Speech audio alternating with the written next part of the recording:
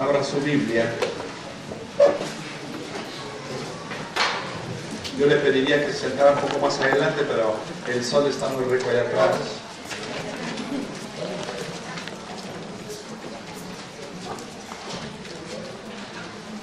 Qué bueno que ha podido llegar usted hoy a la casa del Señor, a escuchar el consejo de Dios. Espero que traiga su Biblia. Vamos a estar manejando mucho la Biblia.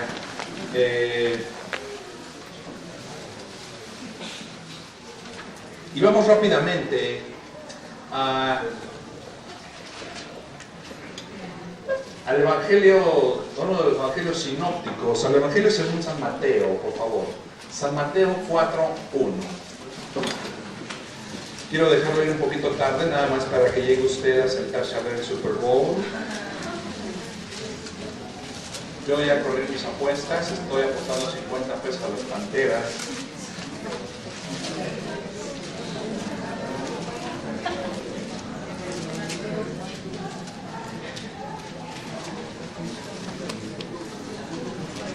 ¿Está conmigo? Ok, voy a ir un poco despacio. Por lo que tengo que decir, voy a ir un poco despacio. Pero necesito toda su atención, completa atención. Así que si usted va a ir al baño o va a recibir una llamada de Barack Obama o algo así, mándele un mensaje diciéndole que no lo puede recibir, que no puede atenderlo ahorita. Ok, ¿está usted listo o tiene usted un minuto en lo que se me quitan los nervios? ¿Listos? ¿Trae su Biblia? Si usted ve que la persona de un lado no trae su Biblia, dígale: híjole, qué mal discípulo eres. Si no trae Biblia, venga, yo le presto una. Aquí tengo un chicharrón que quién sabe de quién es. No sé de quién sea, pero ¿es tuya? ¿De quién es ese chicharroncito? ¿No sabe? Lo encontraron aquí, pero la encontraron aquí. Siempre he estado ahí toda la vida. Ok. Para que no traigas. Por amor. Pero si trae 2, 3 garabatos. ¿Alguien tiene el don de interpretación de lenguas? Porque, ay Dios mío. Vamos a hacer entonces. ¿Quién cruzó hasta la primaria? ¿De seguro? Pues ya. Ok, ¿alguien no tiene Biblia? ¿Alguien no tiene Biblia? ¿No tienes Biblia? ¿Sí tiene Biblia? Para se la regala esta y la pueden arreglar. No es de nadie. Ok. ¿Ya nadie va a salir? Ok, pues vamos a comenzar a arreglar. Total, aquí nos dedicamos a arreglar lo que se va a perder. Pues es un taller. Nada más que leerle 2 o 3 vasijas que se echan a correr. Unas rebeldes. Se denomina la oveja negra. Y es un orgullo ser la oveja negra a veces. Vamos a ir rápidamente a Mateo 4. Mateo 4:1 dice: entonces Jesús fue llevado por el Espíritu al desierto. Muy bien. ¿Para ser qué? Tentado por el diablo. Hasta ahí nos vamos a quedar. Quiero dar solamente la introducción. Quiero poner esta introducción porque esto es muy interesante. No sé si a usted le ha pasado que de repente usted está preocupado por la voluntad de Dios, preocupado por lo que es lo que Dios quiere hacer, y de repente, quítalo hijo, y de repente tomas una decisión creyendo, o tomas una decisión no creyendo, tomamos una decisión escuchando la voz de Dios. Y de repente Dios te dice: hazle de esta manera, haz así y haz de esta otra manera. Y entonces tú dices: aleluya, lo que estoy esperando es eso, la dirección de Dios. Y cuando ves que escuchas la dirección de Dios y comienzas a hacer lo que te está mandando a hacer, obviamente, fracasa la situación. Señor, ¿me quedo en ese trabajo? Claro, quédate, yo te quiero a ti ahí, aleluya. Y te metes en el trabajo y dices sí, y de repente en ese sí, la empresa viene a bancarrota y la oportunidad que tenías de entrar a una empresa transnacional se va y te quedas en esta empresa en bancarrota y de repente te despiden y tú dices: ¿qué pasó? Pues entonces, ¿no fue Dios o qué fue lo que sucedió? ¿Cuántos hemos estado ahí? Levante su mano. Esto me gusta mucho porque de repente nos damos cuenta que de repente viene el Espíritu Santo y el Espíritu Santo le dice a Jesús, ven, sígueme. Y Jesús dice, ¿a dónde vamos? Ven, te voy a llevar al desierto a que tengas un pleito con el diablo.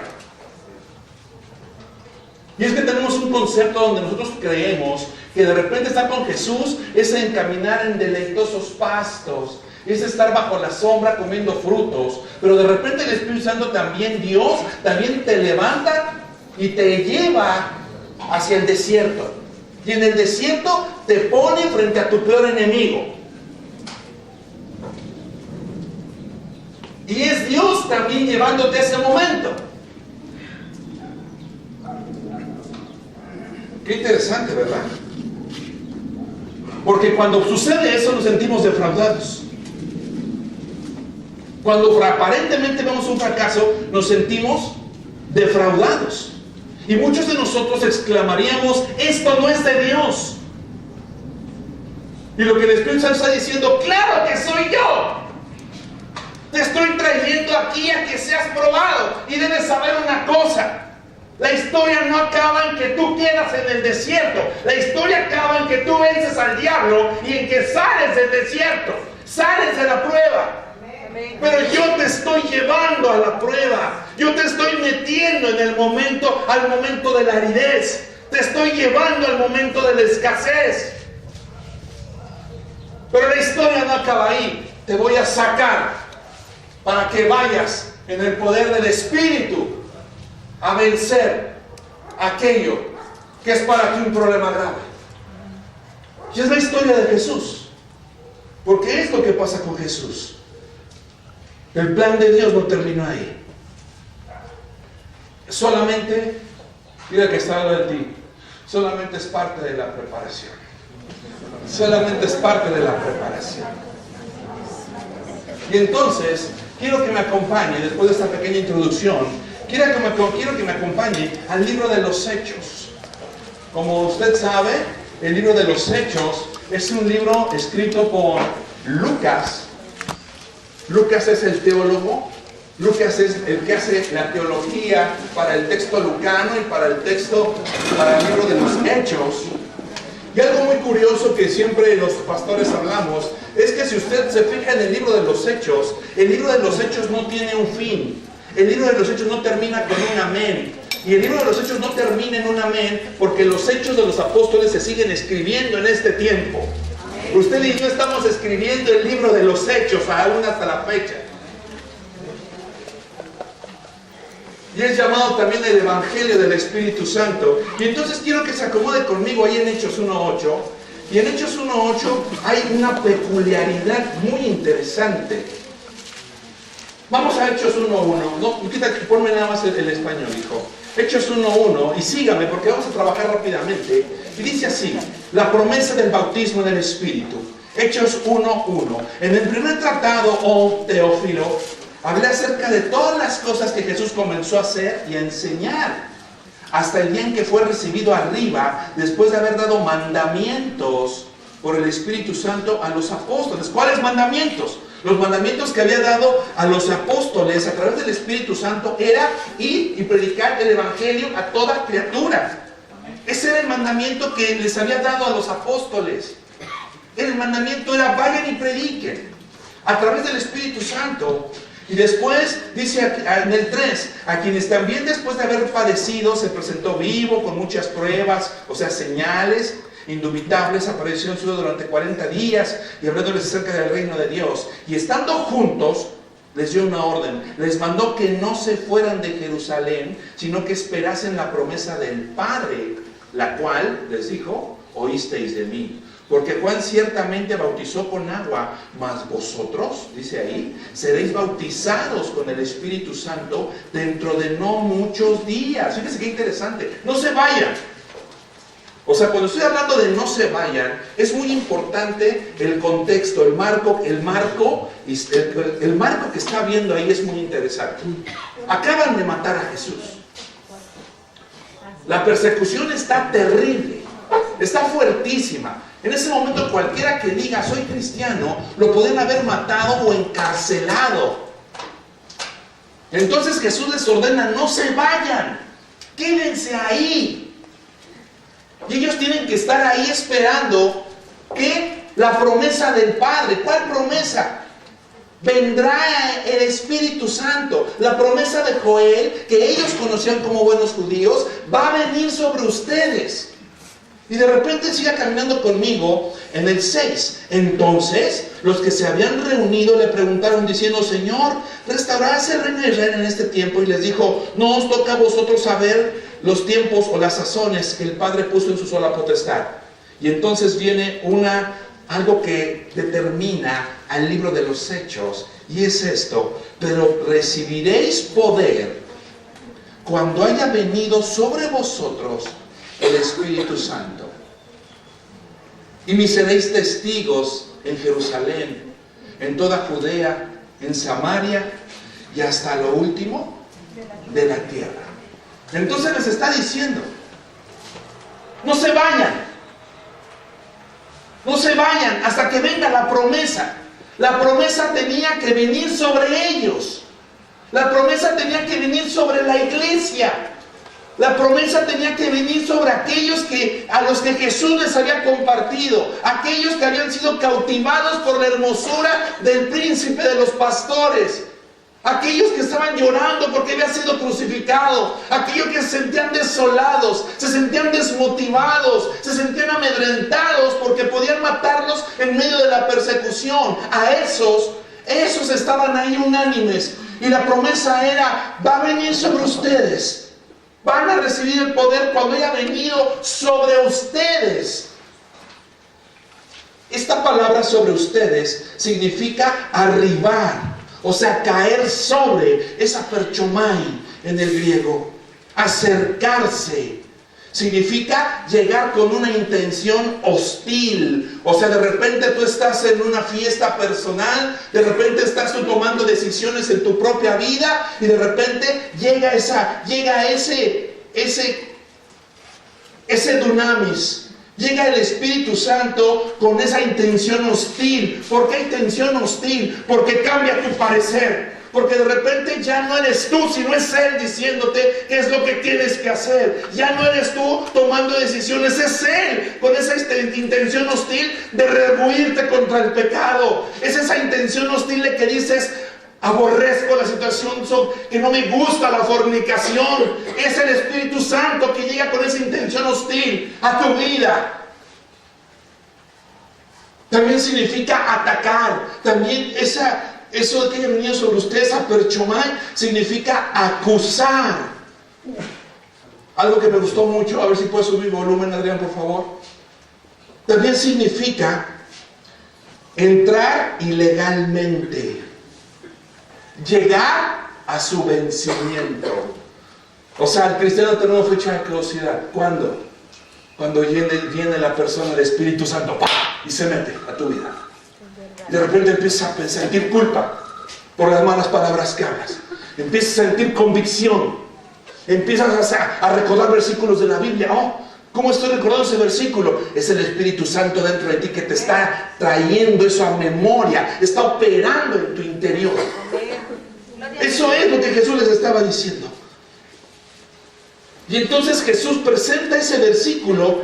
¿Cuál versículo? El versículo es este, y les dice, pero recibiréis poder cuando haya venido, ¿qué? Sobre vosotros, ¿quién? El Espíritu Santo. ¿Y qué dice? Me seréis testigos en Jerusalén. Ellos iban a ser testigos. Y un testigo habla de lo que ha visto. Un testigo habla de lo que le ha pasado. Un testigo habla de lo que ha vivido.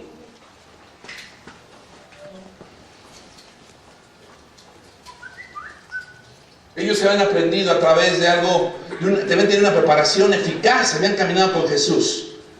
Entonces, quiero que brinquemos de ahí a Hechos 2:4. Vaya conmigo.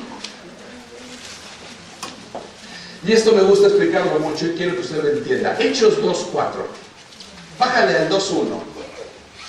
Y dice así: cuando llegó el día de Pentecostés, Este día de Pentecostés es muy interesante porque el día de Pentecostés significa 50 días después de la Pascua.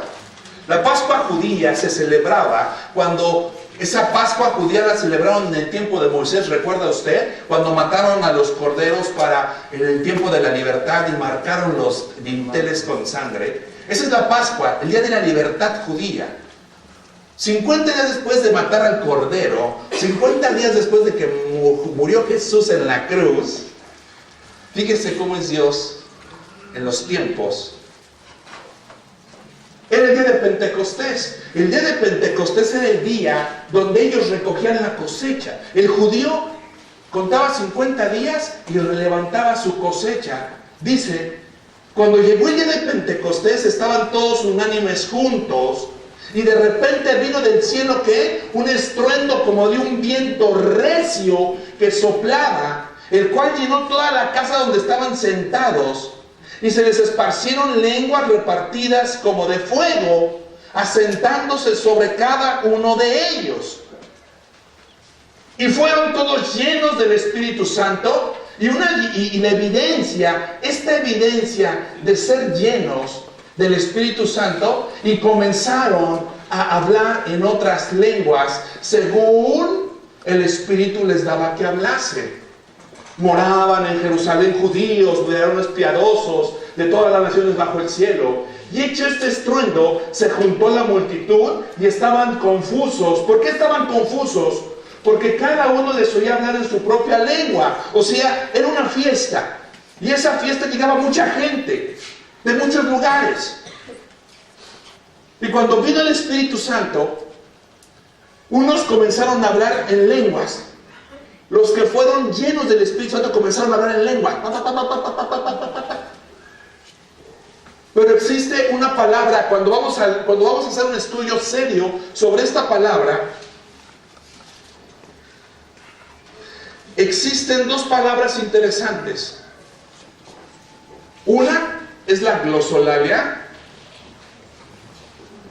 y la xenoglosolalia.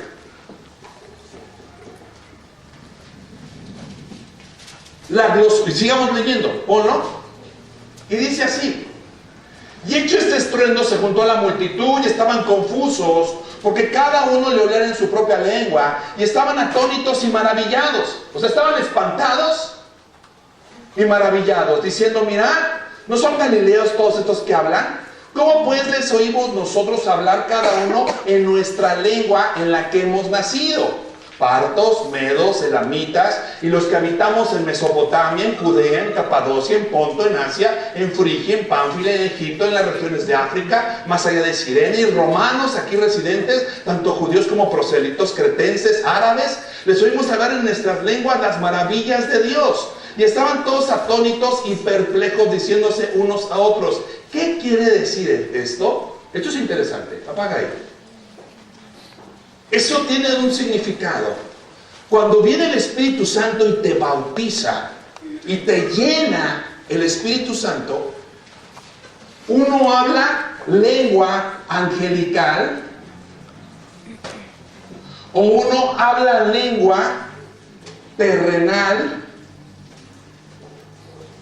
extranjera.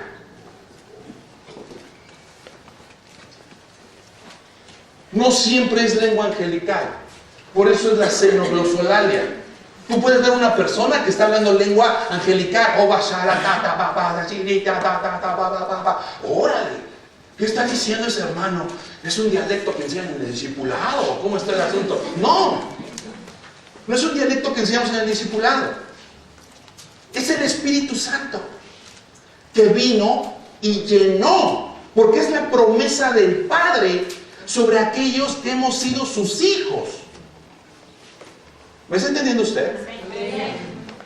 Pero también esa llenura, ese pleroma, que estoy hablando en griego, es la xenoglosolalia. ¿Qué significa? Que de repente usted puede ver una persona que igual recibió la llenura del Espíritu Santo, pero de repente le habla en chino. Y tú dices: ese le hace como gato. es el Espíritu Santo. Vean lo que estamos hablando aquí. Árabes, medos, pertas, partos, ellos estaban entendiendo en su propio idioma. Ah, caray, imagínense uno que está, un chino ahí parado, y que esa persona siendo llena del Espíritu Santo empieza a hablar en chino, y el chino dijera, o sea, estoy entendiendo que Dios es lo más santo y lo más grande y lo más sagrado. ¿Y quién le enseñó a este si tiene cara de judío? Por eso estaban atónitos, por eso estaban espantados. Y entonces termina diciendo de esta manera Lucas. Y estaban atónicos y perplejos diciéndose unos a otros, ¿qué quiere decir esto?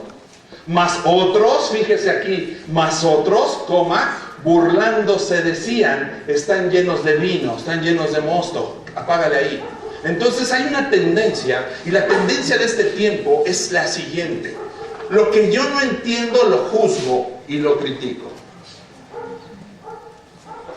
Lo que yo no comprendo yo lo juzgo. Ahora entendamos una cosa. Cuando el Espíritu Santo se manifestó allá en los avivamientos que ha habido del Espíritu Santo, con los pietistas, se le llama pietistas porque eran personas que vivían muy piadosamente. Cuando se manifestó el Espíritu Santo, pasaban cosas sobrenaturales. La gente caía postrada llorando, la gente comenzaba a temblar, las personas comenzaban a moverse, comenzaba a haber sanidades, comenzaba a haber milagros.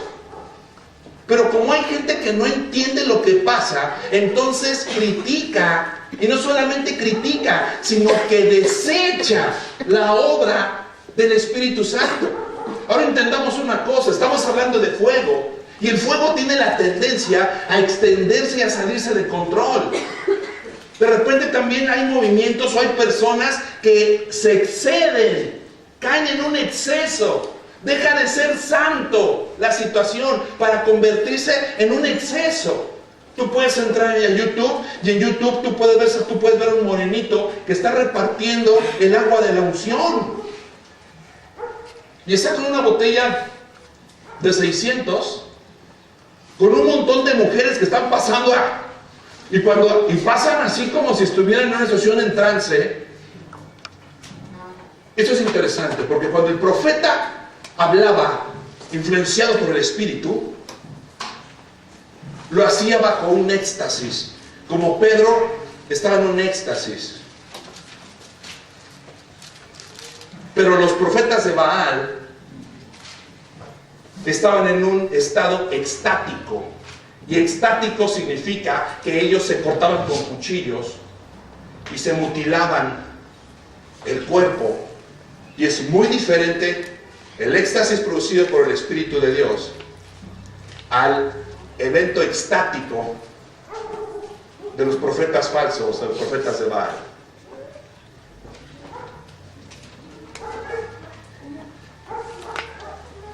Ahora síganme a 1 carta de los Corintios 14. Síganme, 1 carta de los Corintios 14.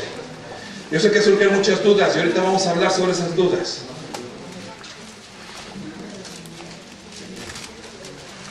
¿Está conmigo? Ok, vaya conmigo. Y entonces el apóstol Pablo sigue diciendo de esta manera, escúcheme. Seguid el amor y procurad los dones espirituales, pero sobre todo que profeticéis. Porque el que habla lenguas, ¿qué dice? No habla a los hombres. ¿Sino a quién? Sino a Dios. Pues que nadie le entiende, aunque por el Espíritu habla ¿qué? Misterios. Ahí apaga. Pero entonces también en la iglesia hay un don de interpretación de lenguas. O sea, hay gente que tiene un don de interpretar las lenguas, y entonces hay una persona que de repente empieza a hablar lenguas, y esa persona está diciendo así. Ese es un don profético, que es causado por la llenura del Espíritu. Pero si Dios determina que ese don no opera, porque no opera cuando tú quieres, sino opera cuando Él lo determina, ¿amén? Amén. Entonces tú puedes hablar lenguas y estás hablando para con Dios y nadie te puede entender porque te estás edificando tú y Dios. ¿Amén? Amén. ¿Me está entendiendo? En ese tiempo de los avivamientos, a los cristianos que comenzaban a tener la llenura del Espíritu Santo, se les llamaba históricamente los santos revolcones. Porque venía el Espíritu Santo, ¡pum!, como Pedro. Porque la Biblia habla que Pedro estaba de rodillas. La Biblia habla que ellos caían como muertos. Y entonces de repente tú dices, ¿qué está pasando? ¿Es el diablo? No, tú tienes que conocer la obra del Espíritu Santo. Tienes que saber cómo opera el Espíritu Santo y tienes tú que salir de la situación de no estoy entendiendo nada. ¿Por qué llora? Pues quién sabe, pero también yo voy a llorar. O tomar otra postura, ¿cuál? No, pues es del diablo y me voy de la iglesia. ¿Por qué te vas? Pues porque no sé qué está pasando y mejor me voy con aquellos que ni hablan lenguas y no hacen nada y están más muertos. Así que tú debes entender y comprender cuál es la obra del Espíritu Santo.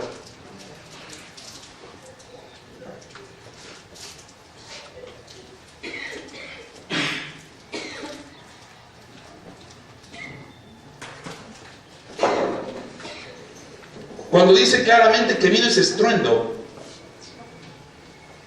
y ese viento recio, a mí me recuerda mucho a ese Ezequiel con los huesos secos. Porque esos huesos secos estaban muertos, no había vida en esos huesos. Y de repente, hijo de hombre, levántate y profetiza. Levántate y profetiza. Y vino ese viento y esos huesos comenzaron a tener vida. Y cuando una persona en el cristianismo pierde la esencia, cuando una persona en el cristianismo pierde las ganas de ser una gente santa, cuando pierde el celo por lo santo, cuando pierde el celo por guardarse, por guardar sus oídos, por guardar su vida, es que ha perdido al Espíritu Santo. Es que ha llevado y ha cerrado la boca del Santo Espíritu de Dios. Así que ese viento recio llegó ese día a los discípulos. ¿Para qué había llegado? Había llegado porque Jesús había determinado que ellos tenían que ir a predicar la palabra. Y si ellos salían en sus propias fuerzas, no lo iban a lograr.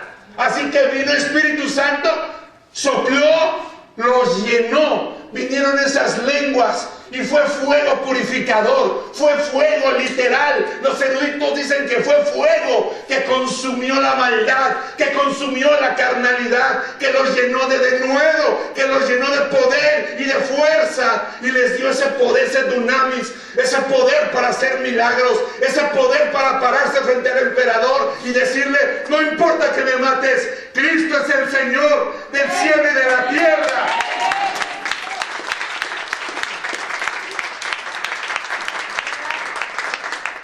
Pero fue cuando ellos fueron llenos de Espíritu Santo. Ellos no podían cumplir la promesa si no estaban llenos. No la iban a poder cumplir. No la iban a poder cumplir. Necesitaban tener la plenitud.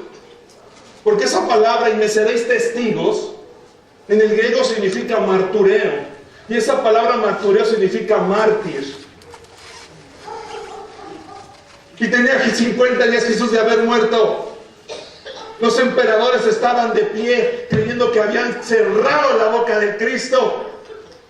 Los fariseos estaban contentos porque nadie más se iba a poder parar a contradecirlos.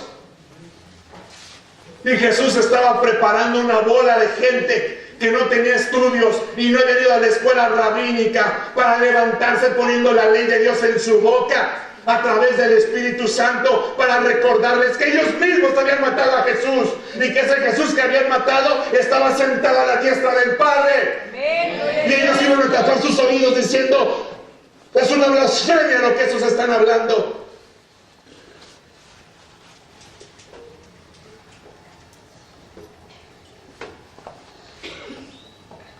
Así que el bautismo en el Espíritu Santo, escúcheme lo que estoy diciendo.